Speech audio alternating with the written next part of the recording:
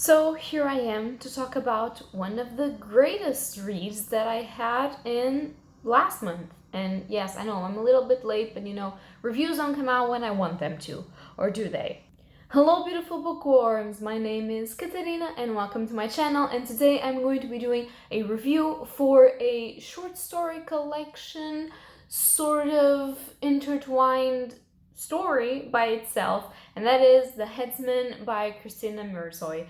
And first of all, I want to thank Christina a lot because the author reached out to me and told me, would you like to review this book, to get a copy, an ebook copy to review this book? And I said, yeah, it will be fun and interesting. Of course, that I said all my thoughts are my own, and that's what you're going to get in this video. And Christina agreed gracefully.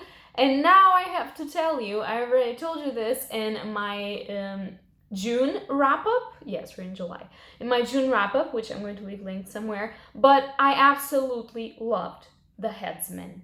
So yeah, that's the review. Go buy it. Go. I don't have anything else to say. It was a 1-minute video. Goodbye. No, I am just joking, but if you want something beautifully written, if you want an engaging story, and if you want a little bit of vibes of small village, grim fantasy fairy tales, The Headsman is perfect for you. And first of all, I have to say that it's an incredibly short story collection, and all of the stories intertwine in some way. Christina gives the reader the chance to actually fill out the blanks by themselves and to actually be smart enough to understand what this author is trying to do with the writing on itself. The prose is also very magical. It has a lot of, if you've read fairy tales before, it has a lot of fairy tale feeling, but it also has a lot of social criticism in what regards the lives of people in small villages or small spaces where everything interconnects even when you don't want to. There's rumors, there's bad habits, there's situations, and all of that comes to an end. So the beginning of the book, the perspective that we get is different from the perspectives that we get throughout the entirety of the novel. However, that perspective is always looming, and you will see why and what is going on. It is sort of a small village in kind of like medieval times, so it's perfect if you like those sorts of stories and those sorts of settings. It also has a little bit of a horror vibe to it, but very, very small. There are descriptions of stuff that happens, but there's not a lot of gore and blood. It's just an uneasy feeling that you normally get when you're reading Grimm's fairy tales, even though those ones are really nasty. But apart from that, it's an amazing intertwine of characters. It's an amazing intertwine of how society works most of the times, even in big cities.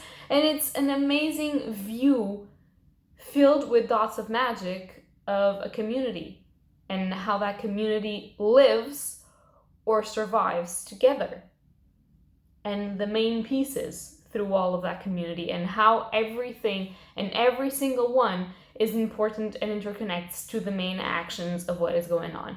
You get to know a lot of characters that you've heard about in other stories in their own story, but the titles of the stories don't tell you what characters are. So you have to use your smarts and use your attention to try and figure out the puzzle on the in-between. And it's just so lovable, so well written. There are metaphors, there are beautiful phrases, there are just lines that stick with you until the very end and after that. And I cannot wait for my physical copy to arrive because I absolutely love The Headsman. And that is all you're going to get from me. The book is really, really short, and I don't want to spoil anything because when you get to the finale and you have everything pulled together, it's just a feeling of nostalgia, a little bit of sadness, but also just this immense beauty of what Christina Mirzoy did.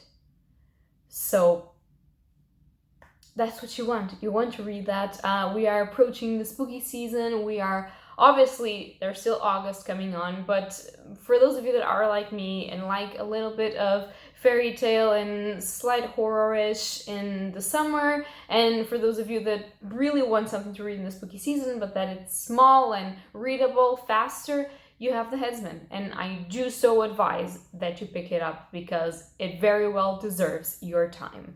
So that's going to be all for this review. I hope that you guys enjoyed it. If you've read this book, or if you've heard about this book, or if you're going to read this book, tell me something in the comments down below. You'll also know that I love to talk to people in the comments about the books that I talk about or others, and if you have any recommendation that kind of sounds similar to this one, you can also tell me in the comments down below without spoilers, please. So again, thanks to the author for sending me this ebook because it was an incredible experience. I was not expecting it to be as amazing as it was, and I am very thankful that I was able to read and review this book for you guys. That's going to be all for today, and happy readings to you all. Please don't forget to like and subscribe.